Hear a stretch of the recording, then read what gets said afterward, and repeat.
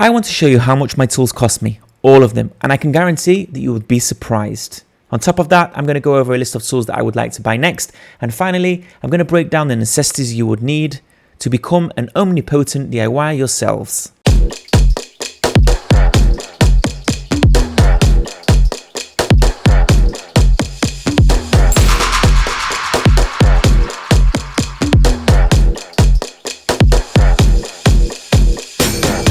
I'm not going to make you wait till the end. I'm going to tell you right now how much it cost. The total came to around 11,500 shekels, which is just under $3,500.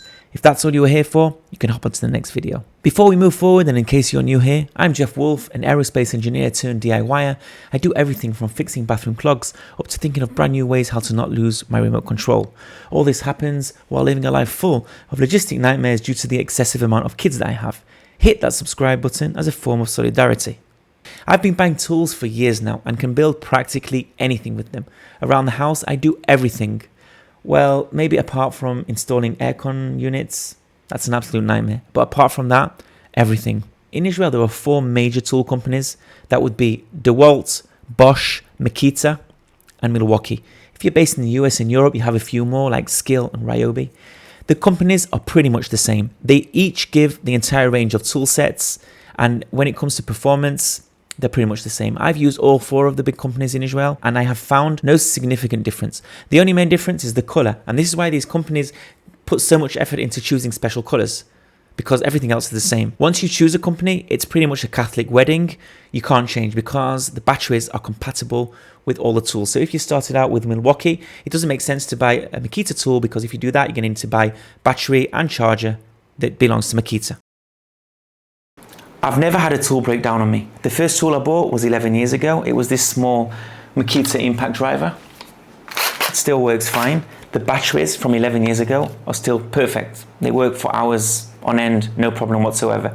2 years ago, I bought the twin brother of this, which is a regular drill. I bought it on AliExpress, so now I have a set. If you look at them, they look more or less the same. 11 years old, 2 years old. Unbelievable. Around the same time I bought the drill, I also bought a jackhammer, which was wired, also Makita. It still works, but once I upgraded to the battery powered ones, I gave it to my mum. She still uses it all the time. Good for you, mum. When I started working on this room, I bought an entire DeWalt set, which included the grinder, jackhammer, the 2 drills, 2 batteries, and a battery charger. The whole thing cost me 3,000 shekels.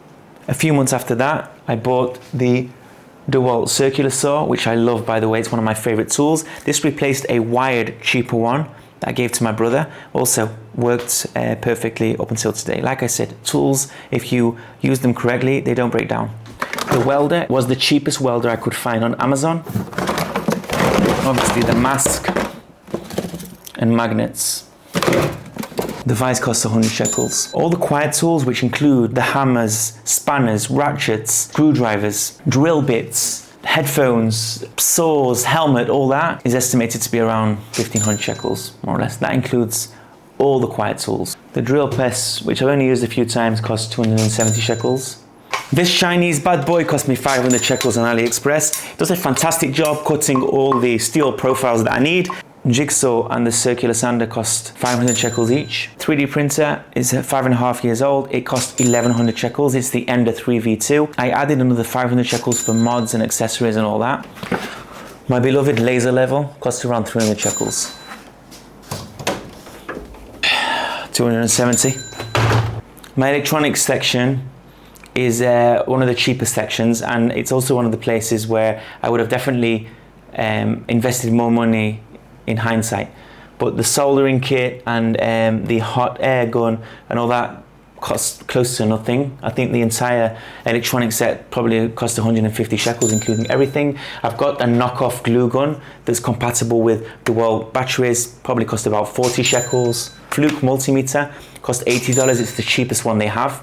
These can cost thousands of dollars. Some of them are really, really good, but they're all high quality.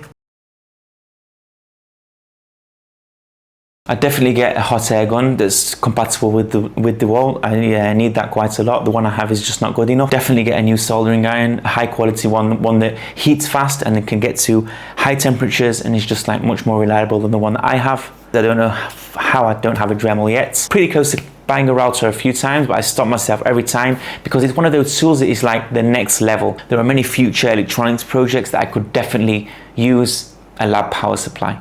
An abrasive water jet that cuts through anything like metal and glass would be amazing. Super expensive, by the way, even the smaller ones. Yeah, so for 11 years of DIYing, I paid $3,500, which is not that bad. It's like $330 a year to create a sizable arsenal of tools that you can build practically anything with. If you're starting out on this DIY journey, I recommend you buy only 3 tools. The regular drill, not the impact, the jackhammer,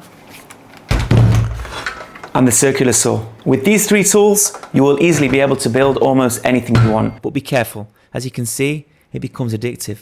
Next week, we'll get back into actually building something, so stay tuned for that. And as always, thank you very much for your time, and I will see you on the next one.